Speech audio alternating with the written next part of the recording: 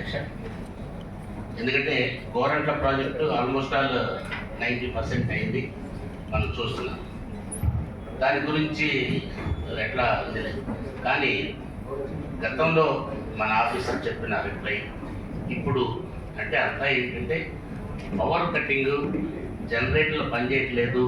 దీని మీదనే ఆ రోజున శాశ్వత పరిష్కారంగా నేను ఒక 140 కోట్ల వన్ టైం ఎక్స్పెండిచర్ 140 కోట్లు కింద పెడితే మనం ఇప్పుడు అమరావతి న్యూ క్యాపిటల్ డెవలప్ అవుతుంది.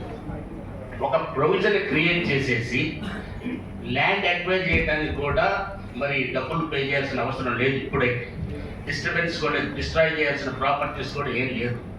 ఇప్పుడు కనుక మనం ఒక ప్లాన్ చేస్తే మనం కేవలం 35 కిలోమీటర్స్ కృష్ణానది నుంచి కన్నా మనం నల్లపాడు తెచ్చుకున్నట్టయితే సుమారుగా 110-120 ఎకరాలు రిజర్వాయర్ పెట్టుకున్నట్టయితే ఈ కరెంటుతో పని లేదు, పంప్ హౌస్లతో పని లేదు, జనరేటర్లతో పని లేదు.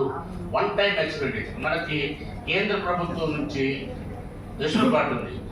మొన్న 100 కోట్ల రూపాయలు దేనికో ఇచ్చారు.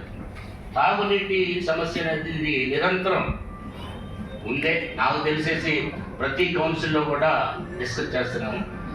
ఎందుకు మరి మనం ముందుకెళ్ళట్లేదో ఒకసారి ఏదన్నా ఒక కమిటీ వేసేసి ఆఫీసర్స్ తోటి ఇది పరిశీలిస్తే ఏంటంటే ఇప్పుడు చేసే లాభం ఏంటంటే క్యాపిటల్ డెవలప్ అయిన తర్వాత చాలా బిల్డింగ్స్ కొట్టేయాలి, ఎక్వైర్ చేయడం కష్టం. ఇప్పుడైతే చాలా ఈజీగా ఉంటుంది.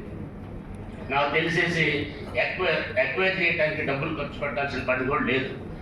కేవలం ఆ ఇన్స్టాల్ చేయడానికి, లైన్ ఇన్స్టాల్ చేయడానికి ఆ డయామీటర్ ఎంత అని డిసైడ్ చేస్తే టెక్నికల్ టీమ్ ఒకటి పెట్టి చాలా ఉపయోగకరంగా ఉంటుంది. శాశ్వత పరిష్కారం సుమారుగా 52